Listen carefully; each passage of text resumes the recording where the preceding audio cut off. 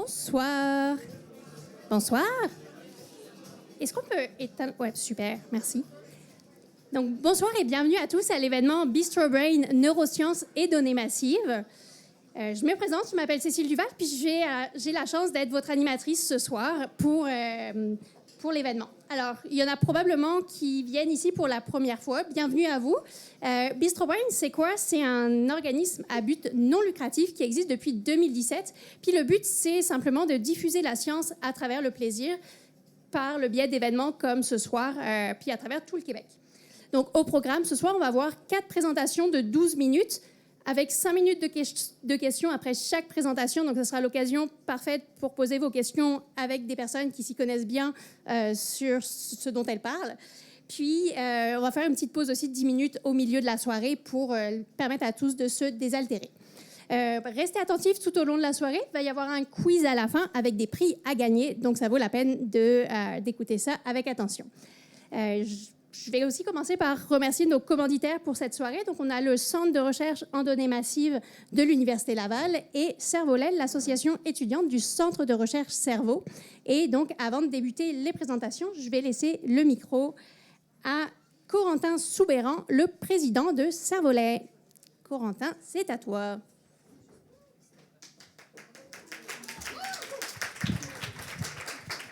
Merci beaucoup. Merci Bistro Brain d'organiser cet événement-là. Nous, donc, on est Cerveau-Lel, le regroupement des étudiants du Centre de recherche Cerveau. Le Centre de recherche Cerveau, c'est un centre pluridisciplinaire qui se trouve ici à Québec, où on vient étudier les maladies mentales, les différents troubles psychiatriques et la neuroscience. Donc ça veut dire que parfois, notre cerveau nous joue des tours. Et pour essayer de comprendre comment il nous joue des tours, on étudie un peu toutes les échelles. Donc à la fois la grosse bébête, l'humain avec un aspect clinique. Mathilde, tout à l'heure, vous présentera ces aspects-là. Parfois, on descend un peu plus dans l'échelle, à l'échelle de l'organe, le cerveau. Essayer de comprendre comment ce cerveau fonctionne avec des imageries de pointe comme l'IRM, par exemple. Comprendre l'aspect un peu macroscopique, la grosse image. Et puis on descend à l'échelle, ce qu'on appelle, nous, les scientifiques, mésoscopique, là, plusieurs ensembles de cellules. On essaie de comprendre quels sont les mécanismes de ces maladies-là, comme les maladies de Parkinson ou les maladies telles que la dépression, la schizophrénie. Et parfois, on descend même à l'échelle cellulaire et moléculaire, comprendre finalement comment ça se passe à cette échelle-là, comment une petite cellule peut venir influencer dans des tels troubles. Et puis pour pouvoir étudier toutes ces échelles-là, de l'échelle donc de l'humain jusqu'à l'échelle de la petite molécule, on a l'utilisation de plein d'outils et c'est aussi ça qu'on vient chercher. On vient chercher des améliorations technologiques sur toutes ces échelles-là pour venir mesurer ces petites variations-là qui vont entraîner parfois des pathologies, puis pour savoir comment on peut faire le chemin inverse, essayer de soigner ou de comprendre ces maladies-là. On est vraiment ravis de participer avec Bistro Brain. On a des étudiants un peu de tout horizon et souvent on discute beaucoup entre nous. C'est un peu des discussions de spécialistes, mais c'est important de venir vulgariser la recherche comme ça. Et on est super content de venir aujourd'hui vous présenter 2 de nos étudiants, Mathilde et Lydia, qui vont vous présenter 2 aspects différents de cette échelle-là. L'aspect clinique, donc plutôt au niveau de la bébête, et puis un aspect beaucoup plus moléculaire et cellulaire avec Lydia tantôt. Mais merci beaucoup et merci à vous pour être présent. Merci beaucoup.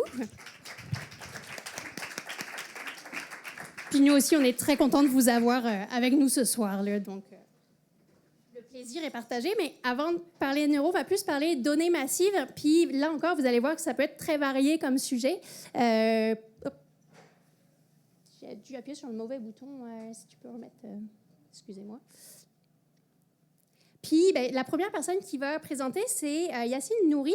Yassine, il est passionné par l'innovation en apprentissage numérique. Il étudie à la maîtrise en informatique à l'Université Laval. Il fait aussi de la recherche sur l'IA appliquée à l'éducation. Il est entrepreneur et fondateur du projet Edora LMS. Puis, ce soir, Yassine va nous parler de plateformes d'apprentissage. Alors, vous savez, comme Moodle, Monportail, Brio, etc. Je ne sais pas vous, mais moi, personnellement, j'ai une relation un peu amour-haine avec ces plateformes. Il y a plein d'informations, il y a plein de choses, ça pourrait être bien, mais quand je cherche la réponse à mes questions, c'est rare que je la trouve, puis quand je la trouve, c'est rare que ce soit rapide. Donc, ce serait bien d'avoir une réponse, puis quand j'ai vu le sujet de la présentation de Yassine, j'étais comme « Ah, ça serait bien qu'il apporte une réponse, puisque, en fait, Yacine va explorer comment l'IA peut transformer ces données qui sont dans ces plateformes pour avoir des réponses à nos questions, puis des réponses qui soient accessibles. Donc, Yacine, je te laisse la parole pour parler à Moodle quand l'IA comprend vos questions. Merci. Merci. Oups.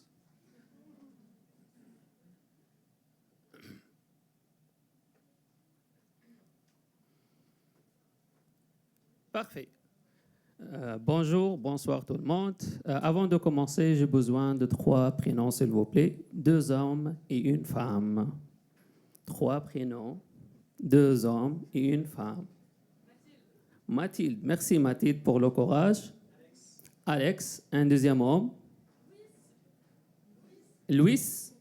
Parfait. Donc, Mathilde, Alex et Louis. Parfait.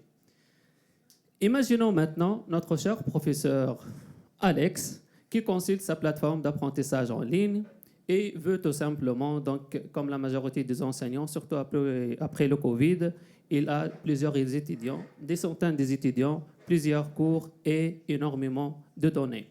Pour l'instant, il veut répondre à une simple question. Quel étudiant risque d'échouer ses cours?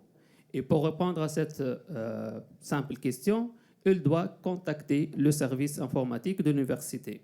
Et là, donc, la réponse arrive rapidement de monsieur Louis, notre ingénieur informatique qui travaille au service TI.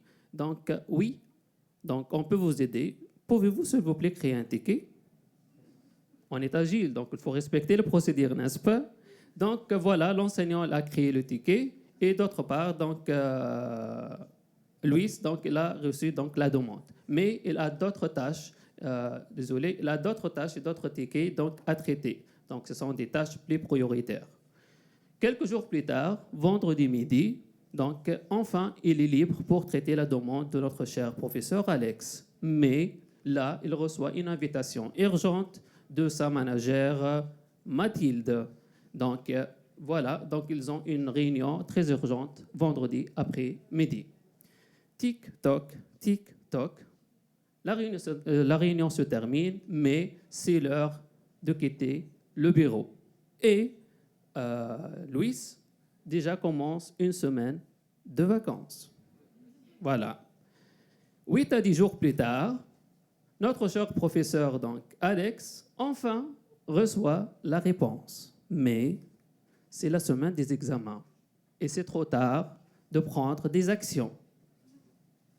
Voilà, donc ce sont le genre des questions qu'on a voulu donc résoudre.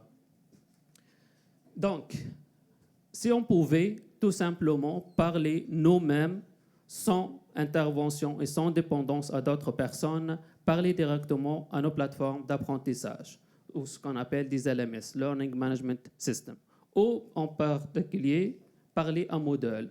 Et je pense que certains parmi vous déjà connaissent cette plateforme, dans l'objectif de rendre les données éducatives accessibles par tous, à tout moment, et c'est grâce à l'intelligence artificielle. Mais pourquoi ce choix déjà? Pourquoi on a choisi Moodle? 500 millions, certainement, ce n'est pas le solde de mon compte bancaire, mais c'est le nombre d'utilisateurs actuels de Moodle. On trouve plus de 500 millions d'utilisateurs répartis sur plus de 230 pays. C'est énorme, non? Et c'est utilisé donc dans plus de 152 000 sites et plus de 3 milliards d'inscriptions. Ce sont des chiffres énormes. Donc, ces plateformes d'apprentissage en ligne regorgent énormément de données. Mais donc, dans ces données, on trouve les notes, les devoirs, les examens, les forums, les messages, ainsi de suite, des profils des utilisateurs et d'autres. Et ces informations sont stockées quelque part dans un système. Mais c'est difficile de trouver facilement, dans le bon moment, la bonne information. Pourquoi? Parce que tout simplement, la majorité des enseignants n'ont pas les connaissances techniques nécessaires pour interroger une base de données SQL. C'est quoi SQL déjà? SQL, c'est pour Structured Query Language. Donc, c'est un langage de requêtes structurées. Donc, c'est une sorte de code ou bien de syntaxe à écrire pour interroger ce type de base de données. Donc, on parle ici d'un mur entre l'enseignant et ce données. Le mur, c'est l'expertise ou bien la connaissance, l'obligation de connaissance de ce langage SQL pour pouvoir accéder et interroger eux-mêmes à cette base de données et non pas à chaque instant on consulte le service informatique. Et si on pouvait simplement poser une question en langage naturel, au lieu de coder donc, ou bien d'écrire ce code SQL complexe, on va nous-mêmes donc poser, malheureusement actuellement ça fonctionne en anglais, pas en français, mais quand même on va poser donc les questions en langage naturel et obtenir immédiatement les réponses. À vous de jouer. Quelles questions poserez-vous à votre plateforme d'apprentissage? Si vous avez déjà ou vous êtes actuellement un professeur, vous êtes devant donc, cette plateforme, quel genre de questions vous voulez poser à cette plateforme? Est-ce que vous avez des suggestions? Alex, notre cher professeur, quelles questions vous arrivent en tête à poser peut-être à ces plateformes d'apprentissage? Parfait, vous êtes vraiment un professeur. D'autres exemples, oui? Est-ce que mes étudiants lisent le plan de cours? Oui, c'est un bon exemple. Exactement, comme vous voyez ici, donc quels étudiants n'ont pas consulté exactement donc, le cours cette semaine, quel cours a le meilleur taux de réussite et qui progresse le plus vite ce mois-ci. Donc, comment ça fonctionne réellement? Donc, l'idée, c'est de voir l'IA comme un traducteur universel, c'est-à-dire l'enseignant va poser sa question en langage naturel. Puis l'IA, donc c'est notre noyau, bien c'est le moteur de notre processus, il va analyser la question, comprendre l'intention de l'utilisateur, et c'est une étape très très importante dans ce processus de comprendre l'intention de l'utilisateur, et puis de convertir la question en requête SQL. Et voici, c'est un simple exemple de requête. Il y a des requêtes qui s'étendent sur plusieurs et plusieurs lignes. Mais, bonne nouvelle, vous n'êtes pas obligé de comprendre ce genre de requête. Easy peasy, non? Par la suite, le système donc, il va exécuter la requête générée sur la base de données réelles de modèle. Le résultat, donc, ce sont des réponses claires et immédiatement utilisables et exploitables par l'enseignant. Comme vous voyez dans ce processus, donc l'étape la plus importante, c'est donc le modèle IA qui va convertir le texte naturel en requête SQL. Mais pour que ce modèle fonctionne correctement, il faut l'entraîner, c'est-à-dire il faut le nourrir avec des exemples réels. Et ces exemples, ce qu'on appelle un dataset ou bien un jeu de données. Donc, pour commencer notre travail, on a fait l'étude de l'existant. On a cherché s'il y a des datasets qui peuvent donc être utiles pour notre recherche. Les datasets connus comme Spider et WikiSQL, ce sont des datasets généralistes et interdomaines. Ils ne sont pas spécifiques à l'éducation ni à modèle. C'est quoi la solution alors, Yassine? Bon, c'est simple, de créer notre dataset. L'idée était très simple, mais sa réalisation n'était pas assez évidente. Donc, on a pris donc, des mois pour créer notre propre dataset. On a réussi à créer un dataset avec 1689 exemples. Dans chaque exemple, on trouve la question en texte naturel, on trouve la requête SQL correspondante, et quoi d'autre? On trouve le schéma de la base de données. Mais qu'est-ce qu'un schéma d'une base de données? Une base de données est composée d'une ou plusieurs tables. Dans chaque table, on trouve des colonnes et chaque colonne est définie avec son nom et son type. Par exemple, ID de type entier, nom de type, par exemple, chaîne de caractères, ainsi de suite. Donc, cette structure, ou bien cette définition, c'est le schéma de la base de données ou bien des tables. Pourquoi on a ajouté donc le schéma au dataset? Pour donner plus de contexte à notre modèle IA, pour savoir les noms des tables et pour savoir les noms de colonnes. Donc, pour qu'il n'invente pas des autres noms des colonnes ou bien des tables pour avoir des meilleurs résultats. Donc, pour les 1689 exemples, on a touché 68 tables de la base de données modèle, comme par exemple la table user, la table course, la table grades, ainsi de suite. Et dans ces exemples, on a utilisé ce qu'on appelle le placeholder. Par exemple, si on pose la question, quels sont les étudiants qui sont inscrits dans le cours base de données avancée? Donc ici, le nom de cours base de données avancée est variable. C'est pour ça qu'on a utilisé une variable pour présenter ce nom qui est variable, ou ce qu'on appelle un placeholder. En total, on a utilisé 11 placeholders différents. Une fois le dataset est établi, l'étape suivante, c'est d'entraîner le modèle. Et avant de commencer de payer des GPU, qui sont des CPU donc performants, ce qui coûte cher, donc j'ai utilisé mon desktop personnel. Et croyez-moi, donc on a traversé des moments très difficiles. Lui, il a chauffé pendant plusieurs nuits et moi, j'ai stressé. Alors, c'est quoi l'impact? Donc, c'est de mieux comprendre pour mieux enseigner, c'est-à-dire identifier plutôt les étudiants en difficulté, personnaliser le suivi pédagogique et enfin, surtout, gagner énormément de temps. Mais bien sûr, ce n'est pas encore parfait parce que les bases de données comme celles de modèles sont très complexes. On parle pour la base de données de modèles de plus de 400 tables. Actuellement, on a travaillé avec 68 tables. Les questions ou bien le langage humain est ambigu, donc l'IA peut mal interpréter l'intention de l'utilisateur et comme toute IA, donc il peut y avoir des erreurs, donc la validation reste essentielle. La vision de futur, donc avoir un dialogue naturel entre l'enseignant et les données en utilisant l'IA à temps réel.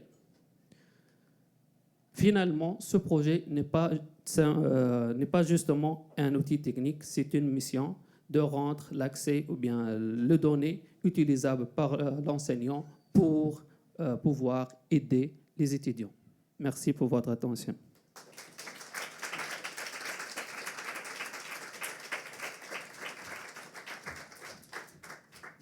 Merci pour la présentation. Tu as super bien ouvert le bal. Alors, est-ce qu'on a des questions pour Yacine? Alors, est-ce qu'il y a le micro qui est au milieu là-bas? Est-ce que ce serait possible de te déplacer jusqu'au micro pour que tout le monde puisse bien t'entendre, s'il te plaît? Donc, professeur Alex... Ouais, ça va frapper un petit peu. Non, en fait, j'ai été seulement curieux. Je suis conscient que la plupart des données se retrouvent dans la base de données pour Moodle, mais il reste quand même qu'on a l'interface de Moodle qui est l'application. Pourquoi entraîner un modèle et aller se baser sur les informations de la base de données plutôt que de scraper ce qui est sur le web avec un modèle de langage? C'est quoi la différence entre les deux dans l'optique de ton projet? La différence, tout simplement, au début, on n'a pas voulu donc, exposer déjà les données en ligne avec des modèles qui sont en ligne. On a voulu donc entraîner notre propre modèle en local, donc sur nos propres données. On a créé le dataset qui est juste donc, les questions avec les requêtes SQL correspondantes.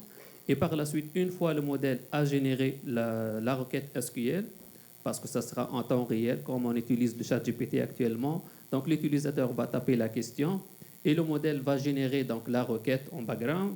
Il va être exécuté sur la base de données réelle du modèle et renvoie donc la réponse à l'utilisateur. C'est ça. Donc, en local, on n'a pas des données qui sont exposées à l'extérieur de l'institution. Puis, quel genre de modèle est-ce que vous entraînez pour... J'ai utilisé, durant le sujet de recherche, donc j'ai utilisé 4 différents modèles. En fin de compte, j'ai utilisé SQL Code. Merci. Merci. Merci. Est-ce qu'on avait d'autres questions?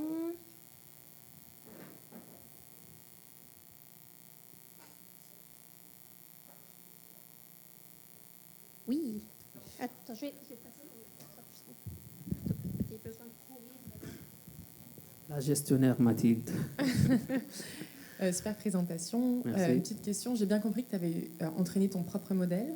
Mais est-ce que, par exemple, pour nous, maintenant, on ne pourrait pas juste convertir notre requête avec des gros modèles de langage comme GPT pour le traduire en SQL puis l'utiliser directement dans Moodle?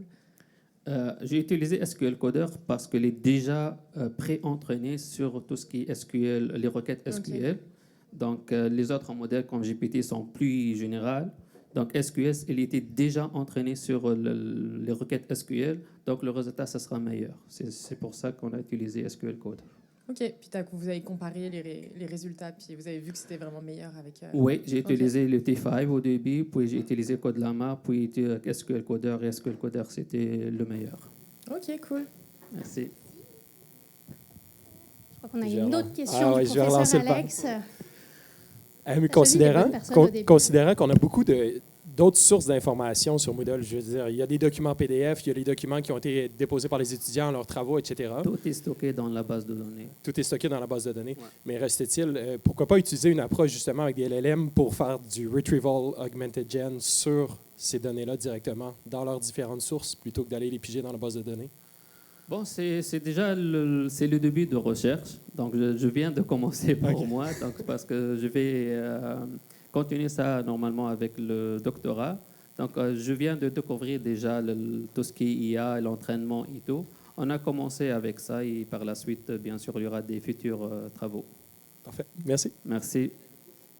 Tu as déjà plein de propositions. Si tu cherches des idées pour un doctorat, tu pourras consulter Mathilde ou Alex. Là, ils auront des suggestions pour toi. Est-ce qu'on avait d'autres questions pour Yacine? Oui, vas-y. Petite dernière question.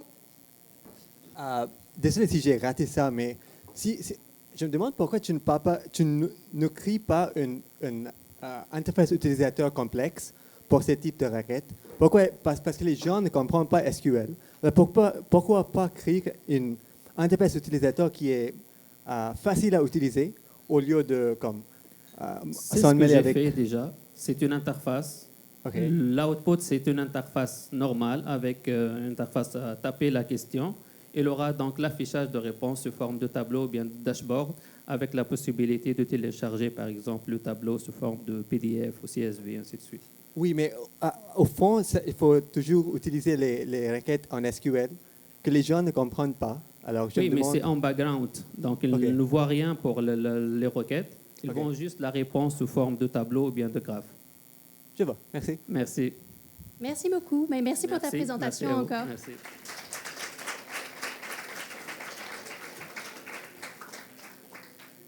Donc, la prochaine personne qui va présenter, c'est Justine Giroux. Justine est passionnée d'art plastique et digital. C'est le genre de personne à qui un pixel mal éclairé va sauter aux yeux.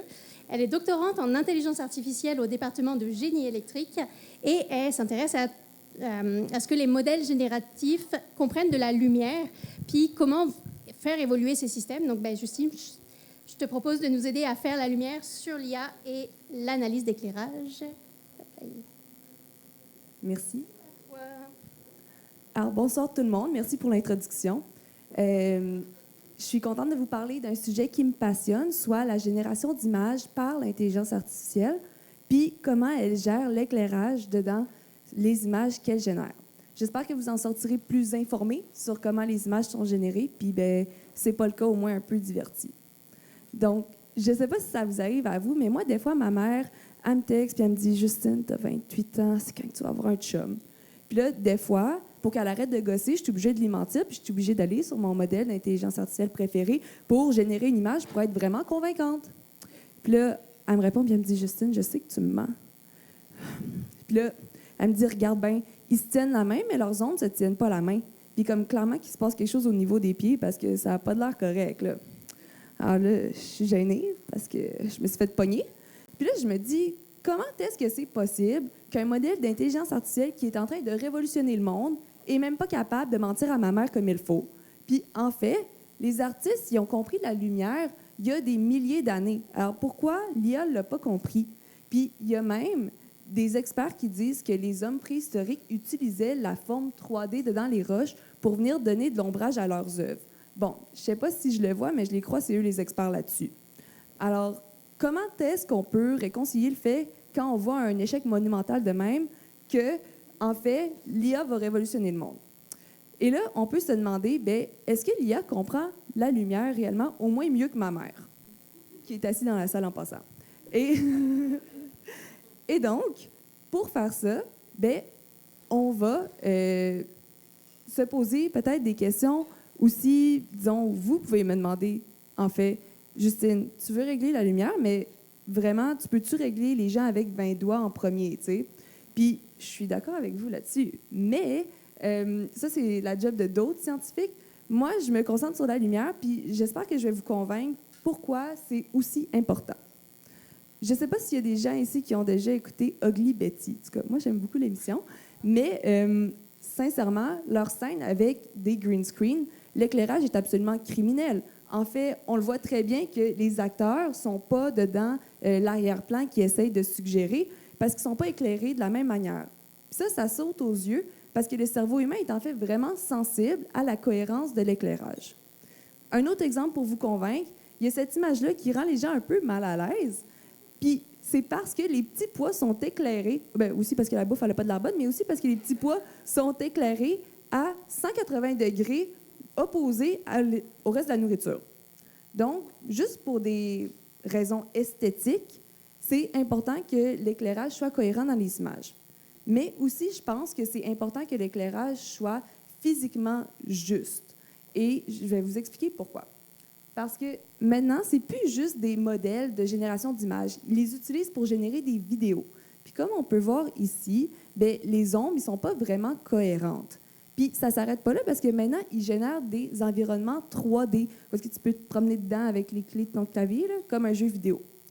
Puis là, on voit encore que bien, l'éclairage n'est pas bon. Puis là, il y a peut-être des gens qui me disent, bien, Justine, ça ne me dérange pas tant que les zombies ne soient pas corrects dans mon jeu vidéo. Bien, c'est correct, moi non plus. Mais c'est pas vraiment ça le problème. Le problème, c'est parce qu'ils veulent entraîner des robots avec ça. Puis, quand tu entraînes un robot, tu as besoin d'énormément de vidéos, puis il n'y a pas assez de vidéos sur YouTube pour entraîner un robot. Donc, ils doivent les générer. Mais là, s'ils génèrent des vidéos avec de l'éclairage qui n'est pas correct, bien, le robot, il ne va pas vraiment comprendre comment notre monde fonctionne. Puis là, je montre un robot de même dans un labo, c'est un peu poche, mais réellement, le genre de robot qu'on a, bien, c'est des autos qui se conduisent tout seuls. Puis là, ici, dans la vidéo, le gars, il essaie de voir si sa Tesla va comprendre qu'il y a un mur peinturé comme la rue, au milieu de la rue, un peu comme dans les cartoons. Puis nous, on le voit clairement qu'il y a un mur. Mais l'auto, elle ne le voit pas parce que, bien, elle n'a jamais vu ça dans ses données d'entraînement. Puis là, bien, spoilers, il va passer bord en bord du mur, là, mais c'est le genre de situation rare, mais qu'on veut certainement éviter. Tu sais, voilà. Un autre genre de situation rare qu'on veut éviter, c'est comme un chien qui traverse la rue. On le voit pas souvent, mais quand ça arrive, tu veux que l'auto, elle arrête. Puis là, j'ai montré une vidéo d'une auto qui arrête, mais des fois, elle n'arrête pas, tu sais. Alors, on a aussi des humanoïdes qui deviennent de plus en plus populaires. Ici, on a un robot serveur qui s'est mis à faire du kung-fu au milieu du restaurant pour aucune raison. Puis on voit l'employé qui essaye de le retenir, mais le problème, c'est que des robots de même, c'est vraiment lourd puis c'est vraiment fort. Alors, c'est dangereux pour elle, c'est dangereux pour les clients. Puis, on ne veut pas que les robots ils se mettent à paniquer quand ils voient une ombre bouger parce qu'ils n'ont jamais vu ça lors de leur entraînement. Donc, pour des raisons de sécurité, je pense que c'est important que nos modèles génèrent des images où la lumière est cohérente. J'espère que je vous ai convaincu. Mais là, on peut se demander, bien, comment est-ce que ça fonctionne? Alors, il nous faut une scène. Puis quand on a une scène, il y a 3 ingrédients. Le premier, c'est la lumière, sinon on ne voit rien. Le deuxième, c'est la géométrie, donc la forme 3D de l'objet. Puis le troisième, c'est le matériau. Et là qu'on a une scène, bien, on peut produire une image. Le système pour produire des images avec lequel on est plus familier, c'est la vision. Alors, qu'est-ce qui se passe? C'est que la lumière réfléchit sur le matériau de l'objet, se rend jusqu'à notre œil, forme une image sur la rétine, passe par le nerf optique, puis se rend jusqu'au cerveau, puis c'est là qu'on comprend ce qu'on voit. Un autre système avec lequel vous êtes probablement familier, c'est la photographie. Donc, si on remplace l'œil par des lentilles, la rétine par un senseur, puis le nerf optique par un câble, on a une image. Mais toutes ces images-là sont formées à partir de scènes qui sont réelles. Mais on est aussi capable de produire des images à partir de scènes qui ne sont pas réelles. Parce que, spoilers, les dragons dans Game of Thrones, ils n'existent pas pour de vrai. Il y a des artistes qui doivent venir faire ces scènes-là, mais de manière digitale. Ils viennent recréer de manière explicite dans un ordinateur les 3 ingrédients de la scène. Et c'est ce qu'on appelle un rendu. Et pour créer une image, bien, on va venir utiliser des équations mathématiques qui viennent simuler le monde réel pour créer l'image pixel à pixel. Mais quand on a un modèle d'intelligence artificielle, on n'a rien de tout ça. On n'a pas une scène réelle, on n'a pas une scène digitale. Bien, comment est-ce qu'on fait? Parce que moi, je vous ai dit qu'on a besoin des 3 ingrédients. Un modèle d'intelligence artificielle, qu'est-ce que ça vient faire? C'est que ça vient apprendre les patrons statistiques de notre monde réel. Et pour faire ça, on va prendre une image, puis on va y ajouter du bruit. Et on va donner cette image bruitée-là à notre modèle d'intelligence artificielle, puis on va lui demander de retrouver l'image originale. Puis nous, comme on a la vraie image originale, on est capable de dire s'il a bien fait ou il n'a pas bien fait. Comme dans ce cas-ci, bien, il n'a pas bien fait. Et là, ensuite, lors de l'entraînement de notre modèle, bien, à chaque fois qu'on lui dit qu'il ne fait pas bien, comme un synthétiseur, il va venir ajuster ses valeurs jusqu'à temps qu'il trouve la combinaison qui lui permet de produire le plus d'images qu'on lui dit qui sont bonnes. Alors là, on lui a dit qu'il n'a pas bien fait, alors il est venu ajuster ses paramètres, puis là, il est capable de produire une image qui ressemble beaucoup plus à notre image originale. Donc, on dit qu'il est bien fait.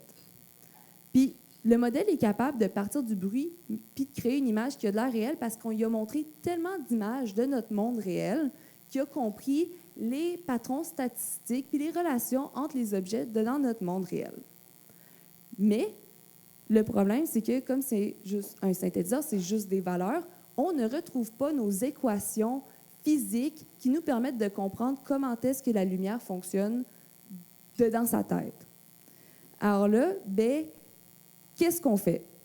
Bien, et comment qu'on évalue la lumière? Bien là, c'est là que je m'en mêle. Alors, comment que je fais ma recherche? Bien, je prends une image réelle et où est-ce que, tu sais, c'est une photographie, donc la lumière est correcte, et j'utilise cette petite sphère-là ici qui me montre comment la lumière est répartie dans la scène. Mais moi, je ne veux pas que le modèle il la voie, donc je viens lui mettre du bruit. Et là, le modèle, il a juste accès à tous les autres objets dans la scène. Donc, avec ça, il est capable, je l'espère, de comprendre comment la lumière fonctionne. Puis, je vais venir lui demander de venir me mettre une sphère grise pour la remplacer. Alors là, je contrôle le 2/3 de ma scène, où est-ce que j'ai la géométrie, je lui ai demandé de faire une sphère, puis j'ai les matériaux, donc une sphère mat grise. Et là, lui, il lui reste juste la lumière à contrôler. Donc, c'est comme ça que je vais être capable de venir évaluer s'il comprend bien la lumière ou pas. Alors là, que j'ai la sphère qui a généré, je m'excuse, mes animations ne fonctionnent plus dans le PowerPoint, je ne sais pas pourquoi. J'ai passé beaucoup de temps à le faire, alors je suis un peu fâchée. Non,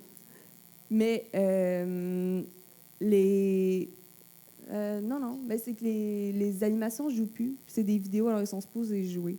En tout cas, c'est pas grave. Là qu'on a notre vraie image à gauche, puis notre image générée par notre IA à droite, on est capable de voir que l'IA a compris certains trucs à propos de la lumière. On a vu que l'ombrage vient du côté opposé de la source de lumière. Alors ça, c'est bien. Il a compris qu'il y a des relations statistiques dans la lumière. Par contre, il n'a clairement pas compris l'intensité de cette source de lumière-là. Alors, juste avec cet exemple-là, on est capable de voir que le modèle, il a compris des relations statistiques de la lumière, mais il n'est pas capable de la reproduire à 100%.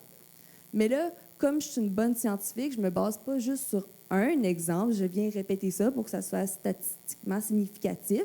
Alors, je viens de répéter sur différentes directions de la lumière, dans différents environnements. Et avec ça, je viens comparer différents modèles pour être capable de déterminer lequel est le meilleur. Alors, je vais tester ça sur le modèle de ChatGPT, le modèle de Google, et comme ça, je pourrais être la première à dire lequel de ces modèles-là reproduit le mieux la lumière de notre vrai monde. Et grâce à ça, on va être capable de faire des meilleurs modèles, puis la discussion avec ma mère aurait pu se passer un peu mieux. On va pouvoir proposer des meilleurs modèles aux artistes qui auront des meilleurs outils pour faire leur travail. Mais la discussion avec ma mère pourrait aussi aller comme ça. Malheureusement pour moi, ma mère, elle écoute beaucoup de vidéos en ligne et elle m'envoie beaucoup de vidéos qu'elle trouve sur Facebook qui sont clairement générées par IA. Puis vous avez probablement remarqué que les réseaux sociaux sont pollués de vidéos générées par IA. Et plus ça va, plus c'est difficile de savoir s'ils sont vrais ou pas. Un truc qu'on peut utiliser, c'est de regarder la lumière dans ces vidéos-là. Ça peut être un bon indice. Comme ici, on voit l'ombre du chat qui change un peu, bien que le chat ne bouge pas. Ça peut nous mettre un peu la puce à l'oreille si c'est généré par IA ou pas. Alors, si vous êtes tanné de vous faire envoyer des vidéos de même à vos parents, partagez-leur ce conseil-là pour les sensibiliser un peu à cette problématique qu'on a en ce moment.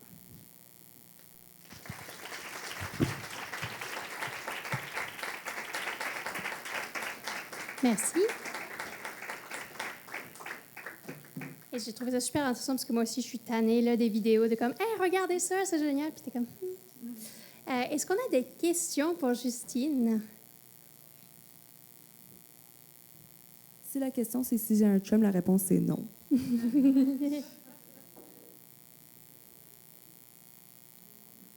je vois qu'il y a des questions. Il y a le micro qui est au milieu là-bas, s'il vous plaît.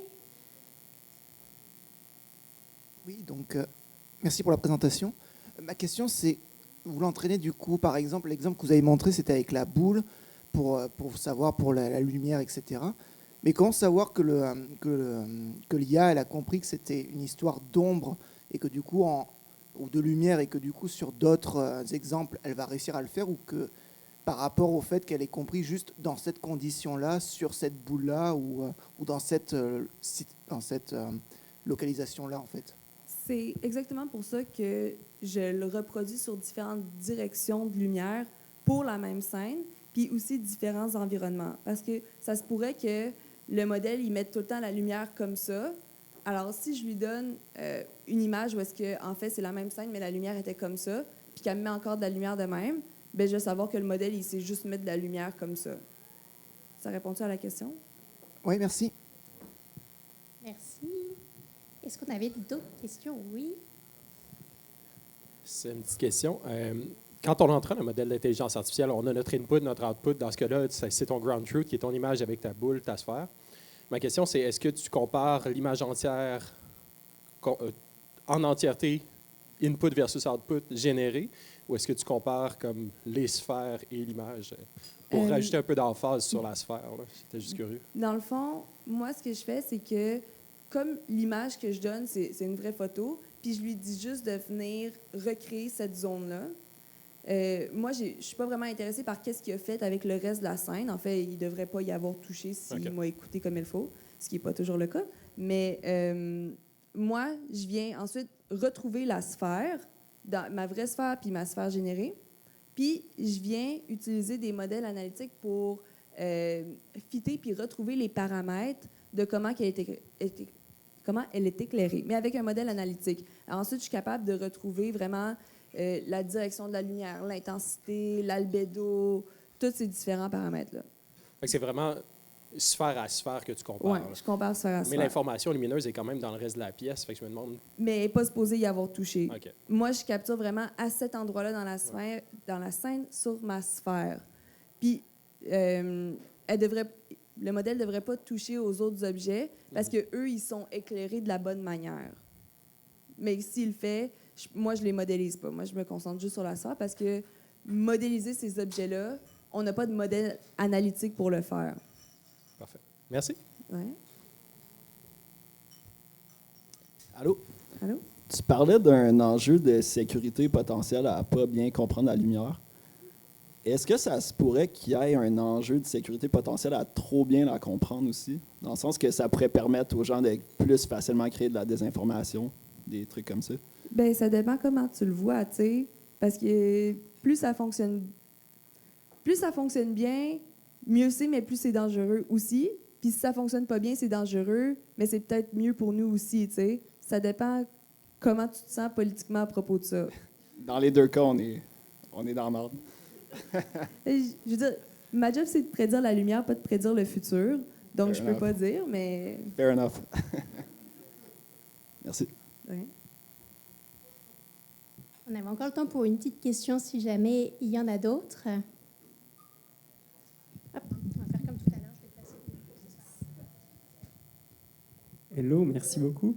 Tu as présenté les modèles, tu as parlé un petit peu des modèles. On voit souvent l'IA comme une boîte noire. Là, on parle de physique, on parle de choses qu'on a quand même bien en visualisation. Il existe des modèles d'IA qui parfois sont plus proches de la physique que d'autres. Est-ce que tu pourrais nous donner un peu des insights de ce point de vue-là? Est-ce que tu as utilisé des modèles qui se basent sur un certain nombre d'équations physiques ou des modèles qui vont être justement faire extrêmement beaucoup d'abstraction, pardon?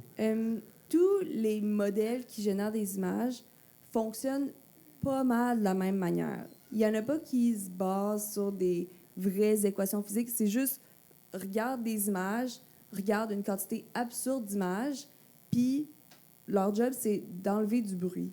Alors, ils prennent du bruit, puis ils enlèvent du bruit pour générer des images. Alors, il n'y en a pas qui se fondent sur des vraies équations. Gaussian splatting? Là, moi, je ne regarde pas du Gaussian splatting. Je fais vraiment plus de la génération d'images avec des modèles de diffusion.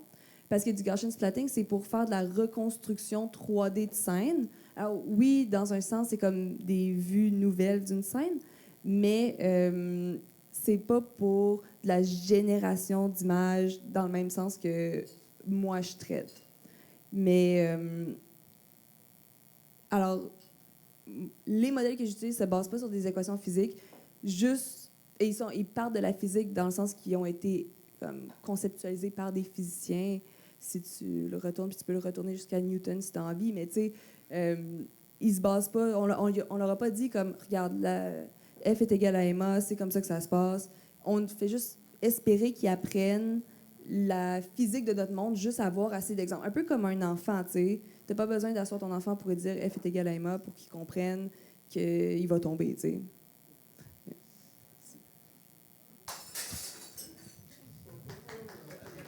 C'était une belle démonstration de FETMA. Merci beaucoup, Justine.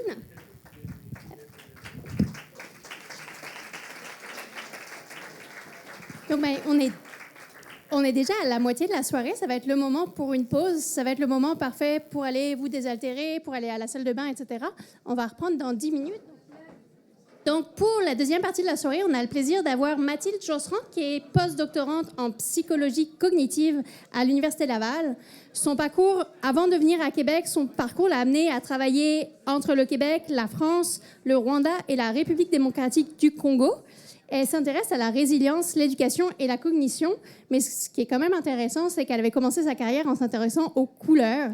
Donc, et ce soir, Mathilde va nous parler de scolarité et de santé mentale. Mathilde, c'est à toi.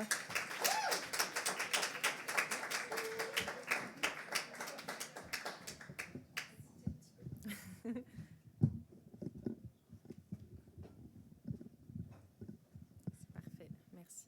Oups.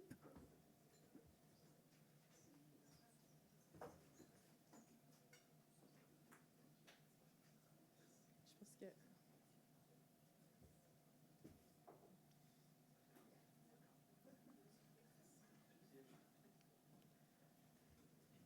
Ok, parfait.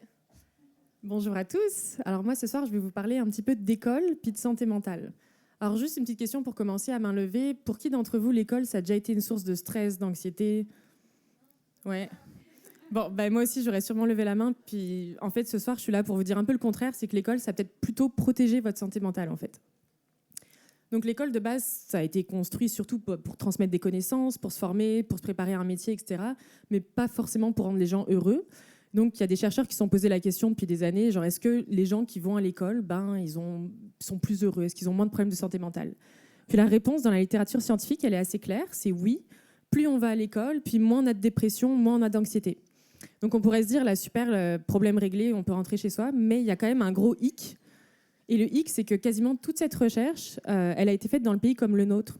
Donc, regardez un petit peu cette carte, vous voyez que 96% de la recherche en psychologie, elle a été faite dans les pays dits occidentaux, donc Amérique du Nord, Europe de l'Ouest, Australie, qui pourtant représentent seulement 12% de la population mondiale. Donc il y a vraiment, vous en doutez, peu de chances pour que cette science-là soit représentative.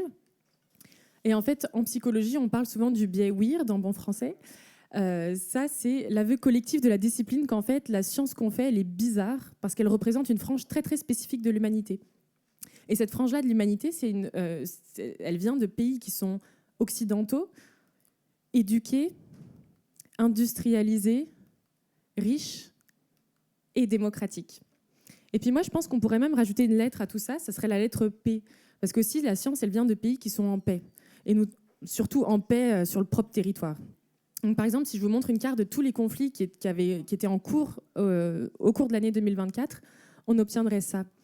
Donc vous pouvez vous rendre compte en fait qu'il y a les pays auxquels tout le monde peut s'attendre, comme l'Ukraine, la Palestine, le Soudan. Donc là, la couleur, ça représente le nombre de décès sur le propre territoire. Mais en fait, il y a surtout des conflits dans la plupart des pays du monde, sauf dans les petites boîtes, dans les pays occidentaux. Et ce qu'on sait aussi, c'est que ces conflits armés, ils ont des très fortes conséquences. Ils vont exposer les populations à beaucoup d'événements traumatiques, comme la perte d'êtres chers, mais aussi les viols, les déplacements, etc. Donc, super, un peu triste de parler de ça, mais ça va avoir des impacts très, très graves sur la santé mentale des populations. Donc, en fait, pendant des années, on avait fait un petit peu comme si le bonheur, le stress et l'anxiété, ça obéissait aux mêmes règles en Palestine, au Québec ou alors dans un village en Tanzanie. Donc ça me pousse à reformuler un petit peu ma question pour savoir si l'école, elle protège la santé mentale, mais de partout. Puis pour répondre à cette question, on est allé voir du côté du Rwanda et de la République démocratique du Congo. Alors pour ceux qui ne savent pas où c'est, là j'ai mis un petit carré. Donc on a la République démocratique du Congo, c'est le gros pays en rouge. Puis on a un tout petit pays à côté qui est le Rwanda. Et ces pays, ils ont en commun quelque chose de vraiment très difficile, c'est une exposition massive à la violence. Donc en 1994, il y avait un génocide au Rwanda qui a fait plus de 800 000 victimes.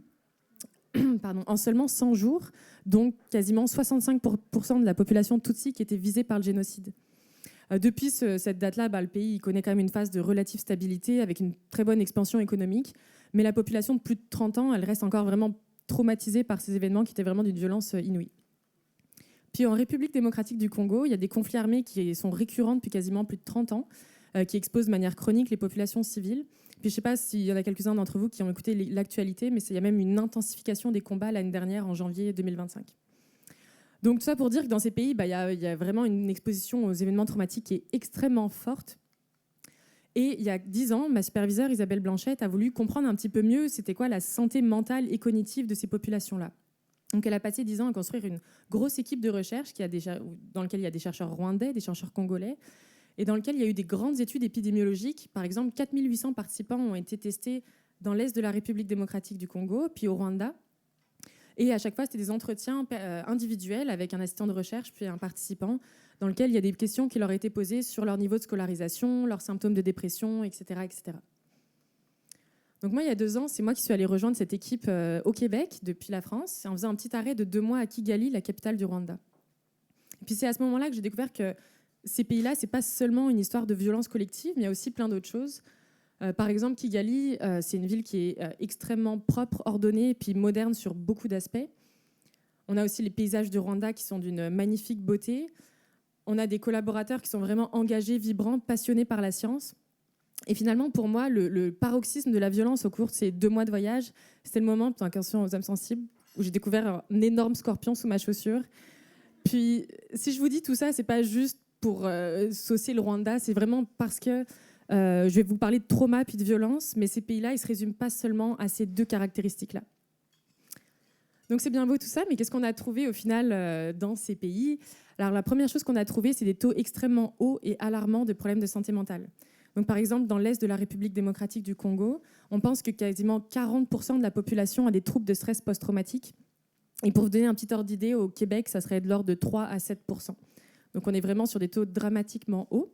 Et ça rend encore plus pertinent la question de savoir sur quel levier on peut agir pour justement empêcher les gens d'avoir ces problèmes de santé mentale. Ce qu'on a trouvé également, c'est que l'école a l'air effectivement de protéger la santé mentale là-bas. Mais il y a quand même un hic, je pense que vous le voyez tous venir, c'est que dans ces endroits-là, les personnes qui sont les plus éduquées et qui donc ont une meilleure santé mentale, c'est aussi les personnes qui ont le plus d'argent, qui sont le moins exposées à des événements traumatiques. Et au contraire, les personnes qui sont les moins éduquées, c'est souvent les personnes qui sont les plus pauvres aussi, qui ont vécu plein de choses horribles. Et donc, à la fin, on ne sait plus trop qu'est-ce qu'il en est. Est-ce que c'est vraiment l'école qui protège la santé mentale ou est-ce que c'est juste le fait de naître puis d'être privilégié dans la vie et d'avoir plein de chance? Puis la question se pose. Donc, ce qu'il nous faudrait, en fait, c'est d'avoir plein de participants qui soient les mêmes sur tous les aspects, mais qui diffèrent seulement sur leur niveau d'éducation. Puis cette situation idéale, en fait, elle n'existe pas dans la vraie vie, comme vous pouvez vous en douter. Donc, ce qu'on va faire, c'est qu'on va servir d'outils statistiques pour venir simuler cette situation idéale. Donc, ce qu'ils font, en gros, c'est que c'est un petit peu comme s'ils prenaient, par exemple, toutes les femmes du même âge qui ont vécu le même nombre d'événements traumatiques, qui diffèrent seulement sur l'éducation, puis ils vont voir justement s'il y a des différences de santé mentale entre ces personnes-là. Puis pour faire simple, ces modèles, c'est comme s'ils prenaient toutes les parties de la population qui comparaient et qui donnaient une réponse finale pour isoler l'effet de l'éducation. Puis ce qu'on trouve quand on fait ça, c'est que l'effet, il tient. L'éducation, elle a l'air de vraiment protéger les gens indépendamment de tout le reste. Donc ça veut dire que si j'expose vraiment si il y a plein de gens qui sont exposés à des événements traumatiques, ceux qui sont plus allés à l'école, ils ont moins de probabilité de développer des troubles de stress post-traumatique en vivant ces traumas-là. Puis aussi, ce qu'on peut noter, c'est que finalement, la science, elle n'était peut-être pas si weird que ça, parce que ce qui protège la santé mentale des populations bizarres que nous sommes, finalement, ça protège aussi la santé mentale des populations qui vivent dans des contextes radicalement différents. Au final, on pourrait voir un petit peu l'école comme un vaccin. On ne sent pas grand-chose quand on nous pique, parfois ça fait un petit peu mal, mais des années plus tard, quand il y a le virus qui arrive, donc là, l'épreuve, le trauma, c'est comme si notre corps était déjà un petit peu armé pour se défendre. Puis sauf que dans le cas du vaccin, on sait un petit peu d'où ça vient, on sait que ça va jouer sur certains anticorps par exemple, mais dans le cas de l'école, la question elle se pose vraiment, c'est quoi qu'il y a dans l'école qui nous protège contre les événements traumatiques ? Oh, pardon. Et du coup, on a regardé plein de caractéristiques pour pouvoir répondre à cette question. Et évidemment, comme souvent en science, il n'y a pas une réponse unique, c'est une combinaison de plein de facteurs. Un des facteurs, c'est que l'école, elle va améliorer notre santé physique. Donc on pense que c'est dû à une meilleure pratique des comportements de santé, par exemple les effets nocifs de l'alcool, les comportements bénéfiques du sport, la contraception. Dans le cas du Congo, par exemple, on remarque que les femmes qui vont plus à l'école, elles ont souvent moins d'enfants. Puis quand je dis moins d'enfants, c'est pas genre 2 plutôt que 3, c'est vraiment 2 plutôt que 10 enfants. Puis plus on a d'enfants dans des contextes de précarité, plus on souffre de problèmes de santé mentale. En retour, une meilleure santé physique, c'est une meilleure santé mentale. L'autre chose, c'est le sentiment de résilience. Plus les gens vont à l'école et plus ils se sont capables d'affronter l'adversité. Puis ça, c'est pas juste une espèce d'optimisme naïf, c'est vraiment une réelle perception de soi qui va avoir un effet ensuite sur la santé mentale. Une autre chose, c'est l'intégration dans la communauté. Donc, vous vous en doutez, quand on va à l'école, on se crée des liens, on se fait des amis. Puis l'intégration sociale, c'est vraiment un des facteurs les mieux documentés en termes de protection de la santé mentale.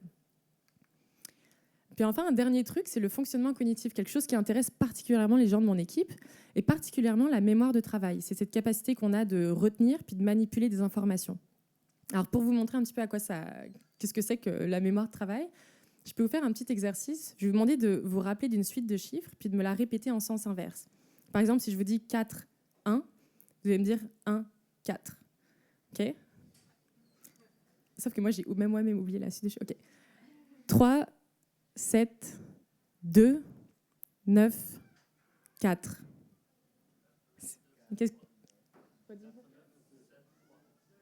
Je crois que c'était correct. Est-ce que moi je l'ai dit dans le bon sens ? Ok, donc c'était bien 4, 9, 2, 7, 3. Puis vous voyez que c'est quand même pas une tâche facile, mais cette capacité-là de retenir des séquences de chiffres, c'est quelque chose de très laboratoire, mais en fait c'est corrélé à la plupart des choses qu'on fait dans la vraie vie, comme suivre les étapes d'une recette, faire des calculs mentaux, etc. En fait, on pourrait comparer la mémoire de travail à un peu une rame. Plus on a de la rame et plus on peut ouvrir plein de fenêtres sans que tout plante. Face à un événement difficile, quelqu'un qui a peu de rame cognitive, il a une fenêtre ouverte, il y en a une autre qui ouvre, puis il y a tout le système qui s'effondre. L'école, ce qu'elle va faire, c'est vraiment augmenter silencieusement notre capacité de rame. Donc elle ne va pas venir supprimer le trauma. Quand il y a un trauma qui arrive, c'est juste que ça va éviter que tout le système s'effondre. Mais bon, vous inquiétez pas, parce que si vous ne souvenez pas, vous n'avez pas réussi à vous souvenir de la séquence de chiffres, c'est pas que vous allez vivre de troubles de stress post-traumatique, c'est probablement juste que vous avez bu trop de bière ce soir. En tout cas, c'est vraiment quelque chose qui était très important dans nos résultats. Donc j'aurais conclure pour dire un petit peu pourquoi ça, on pense que c'est important, puis aussi pour nous, pas juste pour le Rwanda et pour la République démocratique du Congo. On parle souvent d'aide humanitaire aux pays en crise, surtout dans ces temps-là. Puis la santé mentale, ça arrive assez tard dans ces discussions. Ça arrive après la nourriture, après l'eau, après la sécurité. Puis c'est vraiment parfaitement compréhensible. Ce que nos données, elles montrent, c'est que l'éducation, c'est déjà une forme d'intervention en santé mentale en soi. Et l'avantage de l'éducation, c'est qu'elle est déjà structurée, elle est déjà financée, elle existe déjà dans tous les pays du monde, sans aucun doute. Alors on ne peut pas agir sur les traumas, on ne peut pas agir sur les guerres, malheureusement, surtout pas dans le monde où on vit avec des gens comme Donald Trump et peut-être Poutine, etc. Mais par contre, la seule chose qu'on peut faire, c'est peut-être agir justement sur des programmes d'éducation déjà existants, arriver à les orienter un petit peu, agir sur les mécanismes pour améliorer la santé mentale des populations, pour avoir un effet positif sur notre monde. Donc si je reviens à ma question de départ, est-ce que l'école vous a rendu heureux? Ben, peut-être pas, parce que peut-être que vous avez plein de mauvais souvenirs d'interro surprises, de profs qui sont injustes, etc. Mais il y a quand même peut-être des chances que statistiquement parlant, elle vous est quand même un petit peu protégée. Alors évidemment, ce n'est pas une expérience positive pour tout le monde, j'en suis consciente. Dans certains cas, comme le harcèlement scolaire, ça a des effets délétères sur la santé mentale. Ce que je vous présente aujourd'hui, c'est vraiment quelque chose qui a l'air de marcher en général, puis qui ne marchera peut-être pas pour tout le monde, donc à prendre avec des pincettes. Merci.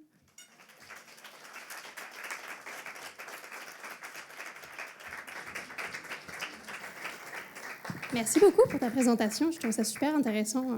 Même, j'ai encore appris de nouvelles choses après ta pratique. Donc, est-ce qu'on avait des questions pour Mathilde? Oui, tu as le micro qui est juste au milieu de la salle, s'il te plaît, pour qu'on t'entende bien. Oui, merci pour ta présentation. Deux questions. Question métaux. Pour la sélection, pour en venir aux grandes conclusions, comme quoi l'école, vous avez choisi donc des profils plus ou moins éduqués pour pouvoir les comparer les uns aux autres. Ça doit être un processus très, très compliqué, pouvoir identifier ces personnes-là et pouvoir les comparer. Quelle a été votre méthode pour parvenir à quelque chose d'aussi complexe? Première question. Et puis, deuxième question, t'en es venu un peu à cette conclusion-là à la fin, c'est-à-dire tous les modèles éducatifs ne sont pas d'un pays à l'autre similaires. Est-ce que ça intéresse les gens de votre équipe de comparer les modèles éducatifs d'une école à l'autre, surtout d'un niveau primaire à université? Il y a beaucoup de différences. Et leur effet, j'imagine, sur la psychologie des enfants et des adultes est très différent. Donc, est-ce que ça intéresse les gens de votre équipe d'enquêter sur leurs effets et quel pourrait être un modèle éducatif, pédagogique, sans dire ultime, mais en tout cas, qui pourrait avoir le meilleur effet sur la santé mentale? Merci. Oui, merci, parce que ça tombe bien, c'est deux choses qu'on avait faites, donc ça me permet d'en parler. Pour la première question, j'ai vraiment essayé de simplifier le propos au maximum. On a essayé plein de modèles différents, des modèles de régression simples. On a essayé, comme tu as dit, de récupérer les gens qui sont similaires dans la population, mais on a aussi fait quelque chose qui, selon moi, est beaucoup plus fort. C'est qu'on a pris des gens qui ont été exposés à une réforme scolaire. Donc, en fait, on a pris des gens qui ont juste avant une réforme, puis juste après. Et la seule chose qui différait entre ces deux groupes, c'était vraiment juste que tout d'un coup, il y a quelqu'un au gouvernement qui a dit « Hey, on va mettre 2 ans d'école de plus à tout le monde ». Donc ça, c'est quelque chose qui nous permet vraiment de contrôler très, très finement pour ça, parce qu'on estime que ces réformes-là, elles ne sont pas dues à des facteurs qui viennent des individus, mais vraiment de quelque chose qui n'est pas corrélé à tout le reste. Donc c'est pour nous, en tout cas, c'est vraiment une preuve presque causale de l'effet de l'éducation. Ça, c'est pour la première question. Puis pour ta deuxième question, quelque chose qui nous intéressait particulièrement aussi au Rwanda et au Congo, c'est qu'il y a beaucoup de variations dans les niveaux d'éducation. Dans notre échantillon, on avait 25% de gens qui ne sont pas allés à l'école, 25% qui ont fait que le niveau primaire. Donc déjà, tu te rends compte que c'est très différent là, du niveau du Québec. Et je sais que dans les pays qui sont plus occidentaux, il y a des études qui ont été faites puis qui montraient qu'il y avait des effets un peu de plafond. C'est plus on devient éduqué, puis à la fin, c'est comme si trop éduqué, ça allait plus. Mais en général, ce que les données montrent, tout en général, c'est globalement, plus on fait d'études et mieux ça va. Alors même si on a l'impression de souffrir parce qu'on comprend trop le monde puis qu'on est trop intelligent, c'est pas vrai en fait. Ça devient un peu dystopique, s'il vous plaît. En général, en fait, il faut se rappeler tout le temps que quand on fait des études, on a de la chance, quoi. C'est quand même une grande généralité de la littérature scientifique. Merci. Voilà. Merci pour la question. Je vois qu'il y a une autre question juste à côté. Oui, je serais curieuse de savoir, est-ce que dans la littérature ou potentielle piste de postdoc, vous avez entendu parler d'études comparables sur les populations autochtones en termes de trauma intergénérationnel? Est-ce que ça peut avoir le même effet protecteur? Oui, écoute, la réponse, c'est que non, je ne connais pas les études sur les populations autochtones, mais vu que c'est des populations qui sont exposées à beaucoup de traumas, ça doit être particulièrement intéressant de l'étudier là-bas. Ce qu'on a fait, qui peut se rapprocher peut-être de ta question le plus, c'est qu'on a regardé le trauma intergénérationnel au Rwanda. Donc, tu sais, comme je l'avais dit, c'est quand même des gens qui ont plus de 35 ans qui ont vécu le génocide. Donc, on regarde l'effet qu'a eu l'expérience traumatique des parents sur leurs enfants. Ce n'est pas mes travaux à moi, mais c'est les travaux de l'équipe. Et c'est une réponse, une question mitigée, c'est-à-dire qu'il y a une forme de transmission, mais qui est probablement beaucoup culturelle. Mais il y a quelques pistes qui disent qu'il y a même une transmission qui serait faite dès l'étape du fœtus. Donc il y a un petit peu de tout là, mais c'est ça. Merci. Puis félicitations. Ouais, merci. Merci. On a le temps pour une dernière question, si jamais il y a d'autres questions. Oui.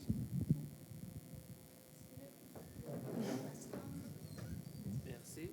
Bon, ce n'est pas une question, mais juste un partage. Je vais en Sud de Nord d'Afrique et je fais ma 3e maîtrise. Et à chaque fois que je commence à sentir un peu de stress, je fais une maîtrise. Donc, voilà. Donc, pour moi, c'est peut-être, je suis donc un cas particulier de tes résultats, effectivement. Mais félicitations pour le travail. Okay. Merci. Ah, j'adore voir les outliers puis comprendre c'est quoi ces points bizarres sur la courbe. Là, c'est besoin de savoir un peu plus. Merci. Merci pour le partage. Et alors, si tu vas faire un doctorat après, c'est-tu un stress qui est encore plus gros ou Combien de doctorats vas-tu faire Mais merci beaucoup, Mathilde, pour ta présentation.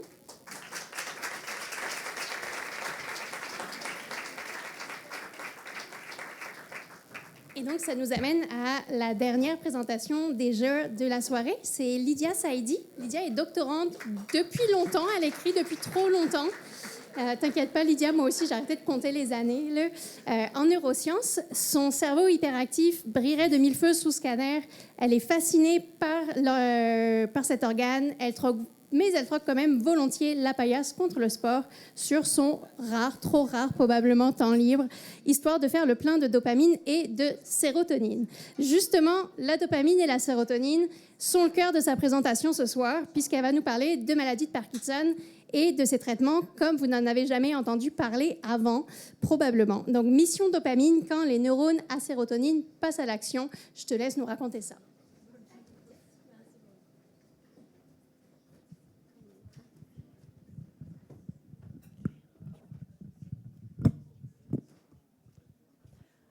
Ok, donc bonjour tout le monde.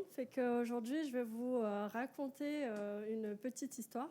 En fait, mon histoire concerne la maladie de Parkinson. Puis, en fait, dans la maladie de Parkinson, en fait, on a des neurones à dopaminergiques qui sont mourants.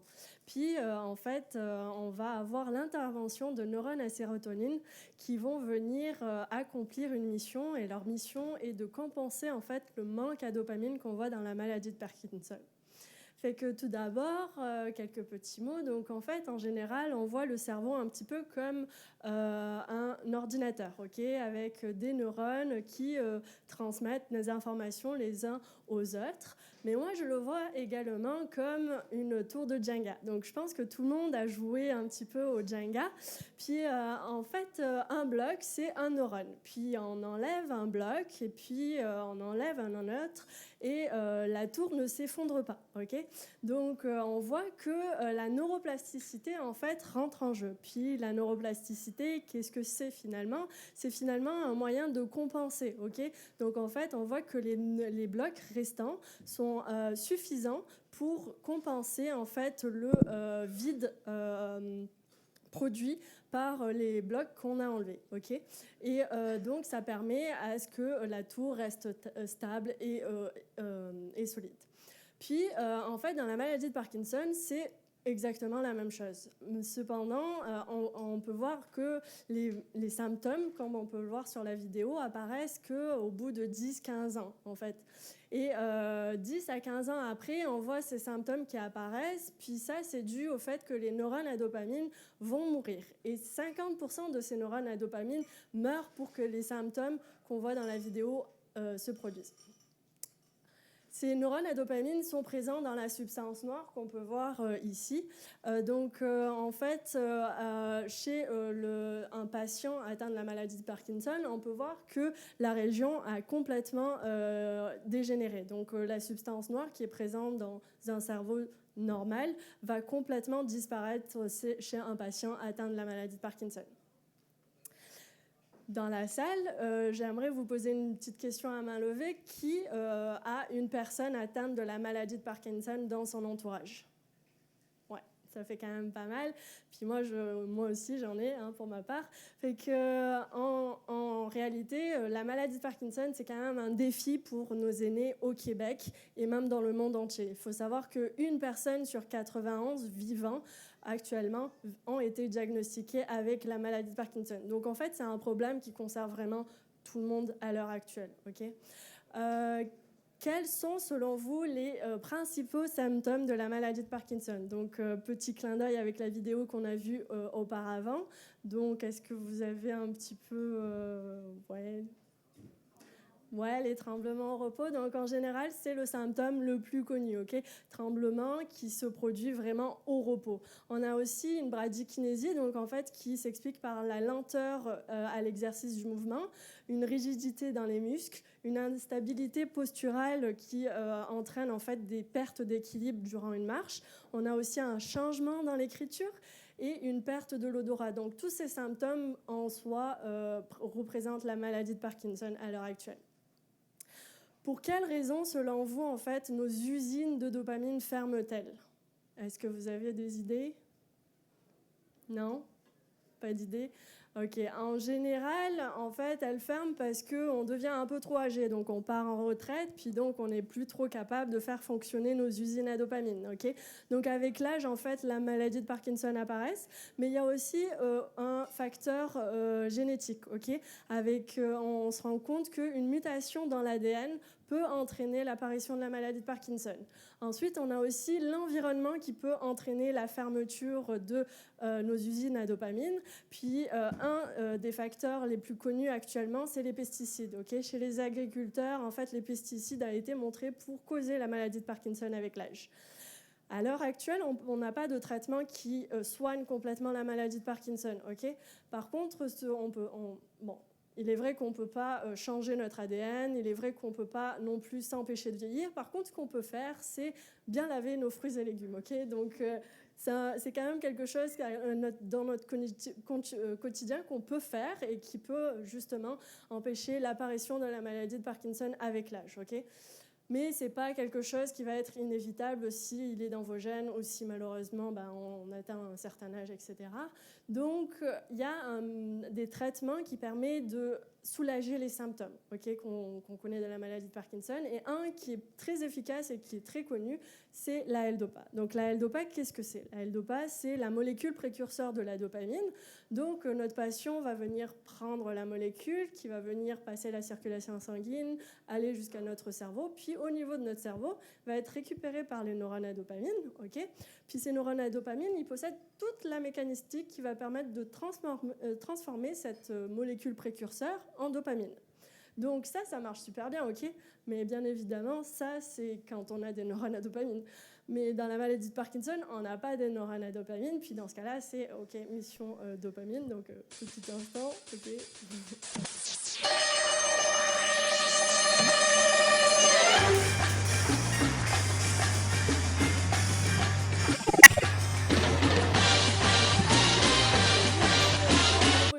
Donc, mais cela dit, c'est pas vraiment impossible, ok? Parce que dans notre cerveau, on a vu qu'il y avait de la neuroplasticité, ok? Puis en fait, nos neurones à dopamine sont peut-être pas là, mais en fait, on a d'autres neurones qui vont venir sauver un petit peu et qui vont passer à la rescousse. Ce sont des neurones à sérotonine, ok?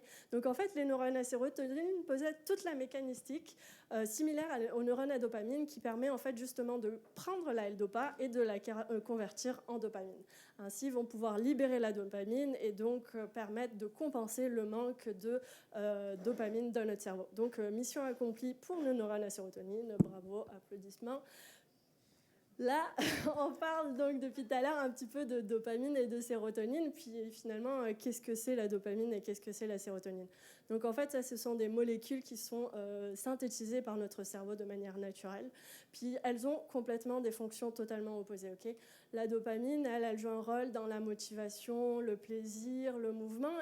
Et la sérotonine, elle, c'est complètement différent. Elle joue un rôle dans l'humeur, okay, dans le bien-être et le calme. Okay, fait qu'au final, nos neurones ont des fonctions complètement différentes.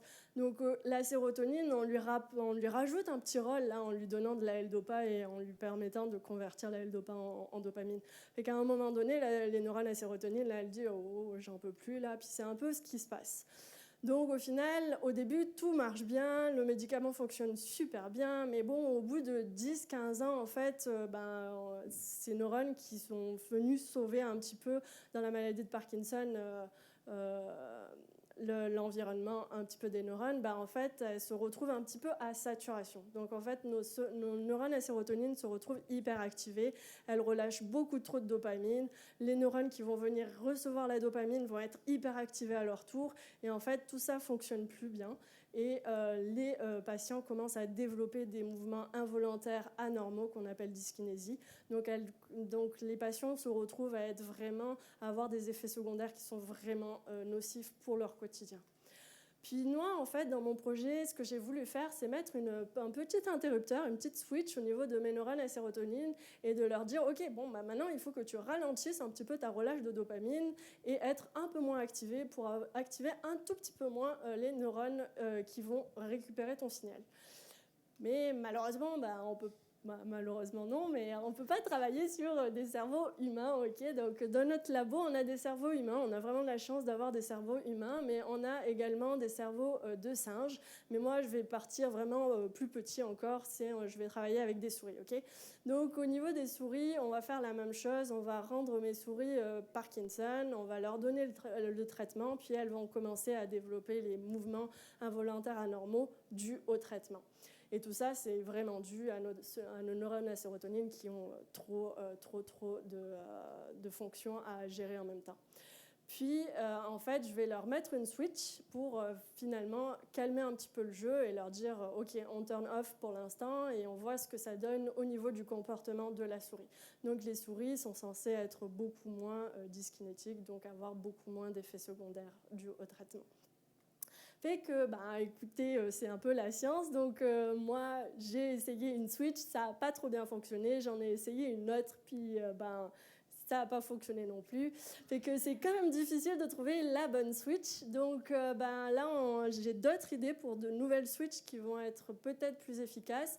Le but, c'est vraiment de venir relâcher de la dopamine, mais en quantité suffisante pour avoir les effets bénéfiques, mais pas trop non plus pour pas avoir les effets négatifs. Puis là, on peut le voir chez ma souris, en fait, elle présente vraiment des mouvements qui ne sont pas normaux pour des souris, donc elle va tourner beaucoup trop. Elle va aussi avoir des mouvements anormaux au niveau du visage, enfin de la face et au niveau des pattes. Puis ça, c'est vraiment ce qu'on veut éviter. C'est pareil pour les patients et c'est vraiment quelque chose qui est vraiment handicapant. Donc ma mission ultime, ça va vraiment être d'obtenir les effets bénéfiques des traitements par L-Dopa, mais sans avoir les effets secondaires qui sont vraiment négatifs. Voilà, c'est tout pour votre attention.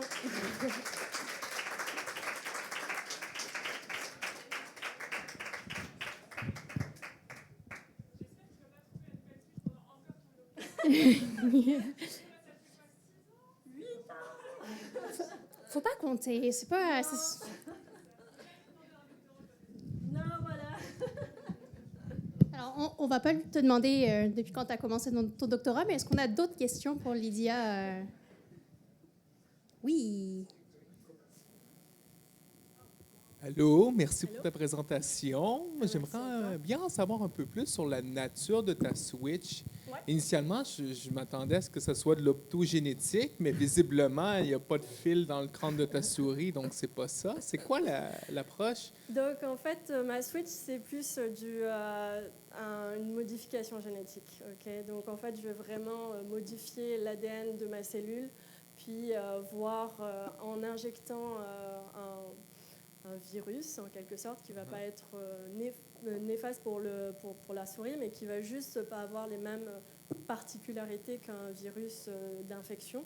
Donc, on va venir infecter spécifiquement des neurones, qui sont les neurones à sérotonine dans mon cas, et modifier l'ADN des cellules. Et à partir de là, ce qu'on veut voir, c'est diminuer une activité de ces neurones-là, spécifiquement. C'est un knockout? C'est en quelque sorte, c'est un CRISPR-Cas9 que j'utilise. Okay. Donc, on va avoir, pas un knockout constitutif, mais dans la mesure où, un peu comme le virus de la COVID, désolée de vous le dire, mais c'est un peu dans le même style. Au final, on va venir injecter un virus, puis ça va vraiment spécifiquement targeter mes neurones à sérotonine et diminuer, en fait, une protéine qui va être synthétisée. Dernière question, c'est quoi le gène? C'est VGLUT3. Donc en fait, VGLUT3, c'est vraiment un petit peu la molécule qui est dans certains neurones, comme des neurones à dopamine ou des neurones à sérotonine, mais qui ne va pas être partout dans tous les neurones de ton cerveau. Donc ce qui est vraiment super bien pour moi, ça va targeter vraiment les neurones à sérotonine. Merci. Voilà, de rien. Merci pour les questions. Alors, on a encore professeur Alex qui a de nouvelles questions. Une question très simple, en fait, sûrement. Je me demandais, c'est quoi la différence entre DOPA et L-DOPA? Que signifie le préfixe L? Oui, alors L-DOPA, c'est vraiment, en fait, finalement, la molécule précurseur, vraiment, au final, la molécule en soi est vraiment beaucoup plus longue que L-DOPA, mais en résumé, c'est vraiment la molécule précurseur qui est juste en amont de la dopamine. Okay. Donc, pour résumer, voilà. Sinon, je me demandais, est-ce que c'est une suractivation des neurones ou une sous-activation des neurones qui cause le Parkinson? C'est une suractivation. Pas qui cause le Parkinson, mais qui cause les dyskinésies. Pour le Parkinson, c'est vraiment le fait qu'on va perdre les neurones à dopamine qui va entraîner le Parkinson. Ouais. OK. Voilà. Puis, est-ce que l'impact de cette switch-là, c'est plus au niveau de ce qui est sécrété de la neurone et non pas dans l'acheminement? Oui, exactement. Donc, le but de la switch, c'est vraiment de venir diminuer l'activité du neurone qui est super activé. Donc, pas perdre ses fonctionnalités du genre relâcher de la sérotonine parce qu'on en a besoin, ou relâcher de la dopamine, mais c'est vraiment diminuer sa relâche. Donc, il y a des traitements qui ont été essayés avec des agonistes à sérotonine. Le problème, c'est que tu vas vraiment venir affecter tout ton cerveau. Puis ça, c'est pas mon but. Mon but, c'est vraiment de venir targeter une région. Donc, c'est pour ça qu'il faut être beaucoup plus spécifique. Donc, on essaye de faire un petit peu d'améliorer nos techniques pour ça. Merci. De rien. Merci. Est-ce qu'on avait une dernière question pour Lydia? Oui. Toujours par une question devant.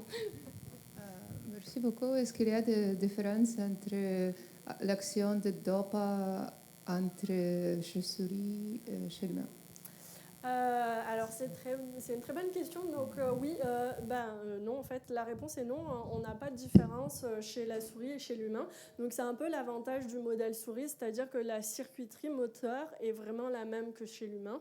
Donc, au final, c'est quand même une caractéristique qui est importante. C'est pour ça qu'on passe sur le modèle souris avant de monter au singe puis à l'humain. C'est vraiment parce qu'on a une conservation entre les espèces. Merci. Merci beaucoup. Merci à vous.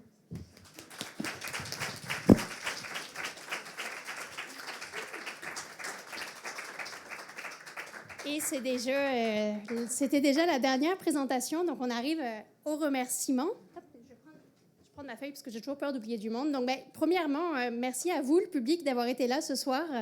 Vous pouvez vous applaudir, là, vous le méritez. Merci pour votre présence, pour vos questions, puis votre attention, comme un rêve de prof, là, d'avoir du monde attentif comme ça. Merci aux personnes qui sont venues présenter. Donc, on avait, je le rappelle, Yacine, Justine, Lydia et Mathilde. Je voudrais remercier mes collègues bénévoles Bistro Brain aussi. À l'accueil, vous avez eu la chance de voir Gabrielle et Laurence pour gérer tout ce qui était technique, captation, mais aussi la coordination. On avait Pauline et Marie-Hélène. Et à distance, on avait Alexis aussi pour le soutien technique. Je veux aussi remercier les personnes de la Ninkasi. Donc, on avait Raphaël derrière pour nous aider pour la technique. Au service, vous avez pu voir Élodie, Charles et Ariel. Puis, si vous avez bien mangé, c'est grâce aux personnes en cuisine. On avait Alassane, Thuy, Mitty et Eileen. Je voudrais aussi remercier donc, les commanditaires de cette soirée. On avait le Centre de recherche en données massives de l'Université Laval et Servolet. Puis, on a aussi le café Oui Oui.